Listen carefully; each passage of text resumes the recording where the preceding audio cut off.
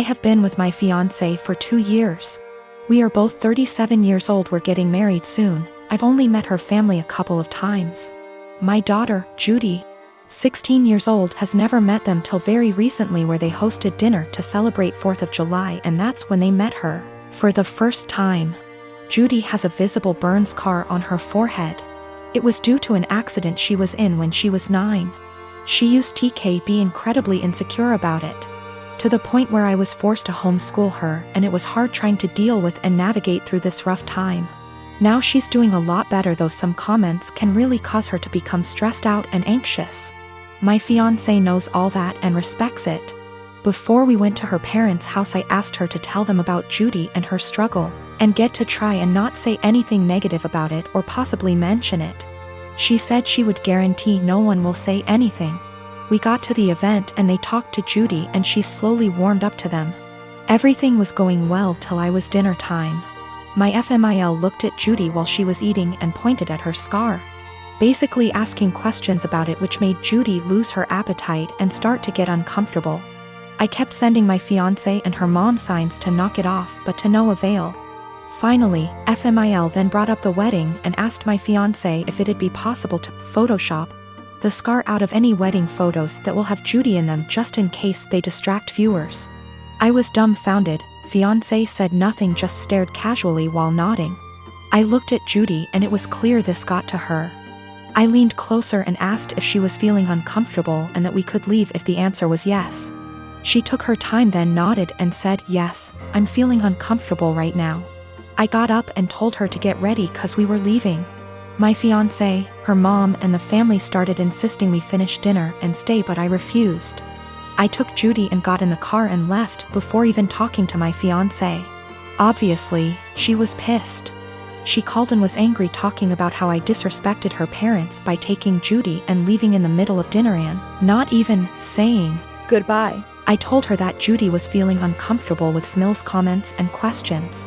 She said Judy overreacted and is in need to go back to therapy if a simply mention of her scar caused her to react that way. I got tired of arguing and asked her to give us some time, but she went on me and said that I have no respect for her and her family, and that what I did was irrational, and now she won't speak to me till I clear things up with her family, after ruining their celebratory dinner. I have a home daycare. I like to think I'm pretty lenient, but I do have one big rule: don't make me the bad guy. I understand we might have different rules, but don't make your child resent me by not backing me up. Anyway, another rule is I don't allow outside toys or electronics. Kids can bring us stuffed animals for nap if they're sleeping on rest mats, but I don't want to be responsible if something gets broken. Years ago, I used to let kids bring whatever. Then a cheap McDonald's toy broke by accident. Kid was upset and mom got mad at me. So now it's a hard rule. Most are okay with it. But I have a new kid whose mom wanted him to bring his tablet because he needs it. I said sorry, but no. I'm not going to be responsible for it. We went back and forth, but finally she just says fine. But every morning, he's crying because she took his tablet from him in the car. She always gives me this look and says, "Miss Lucy says no tablet."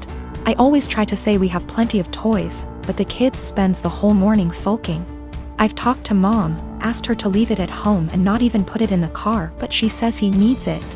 It's been a month and yesterday was the straw that broke the camel's back. Kid came in crying as usual. I tried my usual redirection, which didn't work. Mom was giving me a look of, "See what you did?" Then she had the nerve to say to him, "I know you need your tablet. We've talked about this before. Miss Lucy is strict." That pissed me off. I ended up telling her to take him home right then and there. She was shocked and tried to stammer. He was my first kid of the day, so there was no scene. I just handed back his backpack, said he was no longer a student of mine, and began to pack his extra clothes and the sippy cup he kept. Mom was in tears as she left. My husband thinks she was right. I'm too strict and should have broken policy instead of causing drama. There was no medical need for the tablet. It was all just that he wanted it. I'm not making a waiver for electronics. That won't stop other issues with the tablets, such as jealousy and drama, so my "don't make me the bad guy" rule has been misunderstood, partly as I worded it poorly. I don't expect blind obedience. No one has to agree with my rules. They can challenge them, to me. But to their kid, I'd rather them explain everyone has different rules and that while they're with me, things will be different. I do the same with parents who have different rules than mine. I never say they're wrong or strict, I say that we have different rules at school and to listen to mom and dad. This is also a policy for pacifiers, bottles, and potty training. I'll approach any of these milestones when you ask, but you have to be working on it at home too. The kid won't progress if they only go pee on the potty at home. And the child was not autistic or non-verbal. If he was, an exception would be made. I returned her money for the last few days of January and texted an apology for terminating without notice, and said I hope she was able to find care. She said she left him at her mom's. She also asked if there was any way I'd reconsider, and I said no. We had a long phone call and no minds were changed, but it was the ending we should have had. There's this girl that lives in my uni halls. We're not roommates, but we are flatmates. We are both 19 years old. Let's name her Kaya. I met her in September when we started university and moved into halls. We're not best friends, but we are friendly. We don't really spend much time together. Over time, my friends noticed that Kaya tried to copy me in everything. It started slowly, accessories and some clothes. Nothing major. I didn't even notice until people started pointing it out to me. I have a rather distinct style and she started copying it. I don't know the style and she's free to wear what she likes, but it's the exact same copies of my outfits, which is very odd. But then, it started going further. I dyed my hair, she dyed her hair. I bought something for my room, she bought the same thing. I started chatting with a guy. She became obsessed with that guy to a point that whenever I had a male friend or guy I was interested in over, she would go out of her way to try and get their attention, coming down to the kitchen in nothing but a towel. She never used to do it, etc. And she would do anything to attract attention. Now, don't get me wrong, I couldn't care less if the guy was looking, and even if it was my boyfriend looking. I'd have a beef with him, not her, but the blatant attention-seeking behavior was just odd. I joined societies and sports, and after she found out, she joined the same ones I did. Basically, everything I do, she copies eventually. It's just really creepy, but I haven't said anything. I wouldn't even know what to say. Over the Easter break, my friend and I were at my family house, a bit drunk, and decided to test out whether Kaya really copies everything I do. I made a post on social media about shaving my head. My friend does hairdressing and she helped me out faking shaved head, and I posted a photo with shaved head. I deleted the photo few days later and forgot about this whole thing. After Easter break was over, we had uni exams and I was focusing on that. Imagine my shock when I came back and Kaya had shaved head.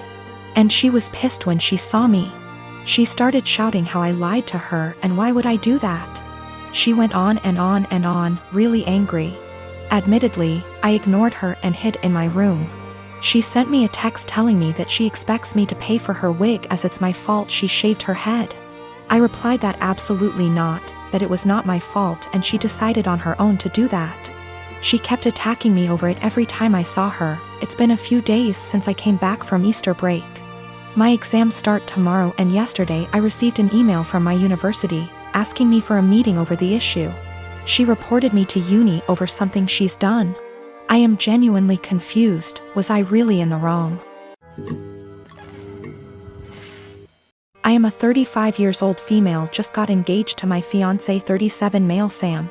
We do not live together because we're waiting till marriage, given he and his family are highly conservative Christians, but they're really nice and lovable people. I had plans to spend NYE with Sam, but he said he was out for NYE dinner celebration with his parents, then called me again inviting me to join them, and I happily did.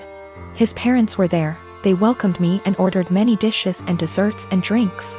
We celebrated and had great time, that is until it was time to pay. I pulled my wallet out of my bag, letting them know that we'll split the check between us.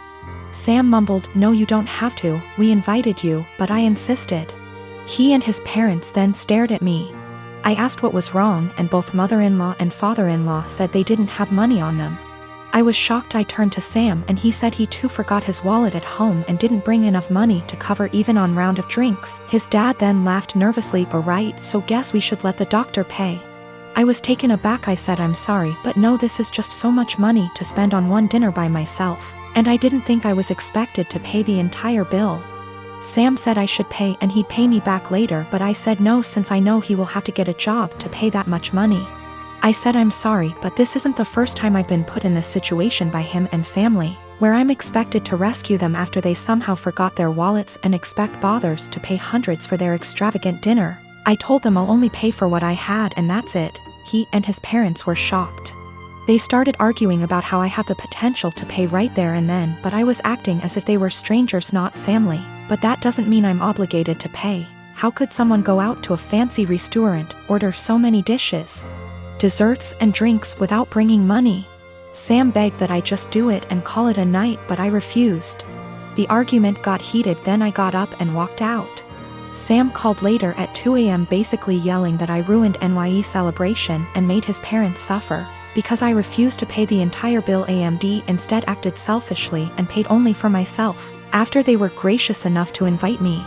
I told him how unfair it was for me to pay. Even if I have a good salary doesn't mean I want to spend it all on fancy dinner. He didn't reply, he just said he'll pray that my parents will let this go, and not resent me after I basically damaged the relationship with them. I felt awful thinking I should have covered the bill instead of leaving.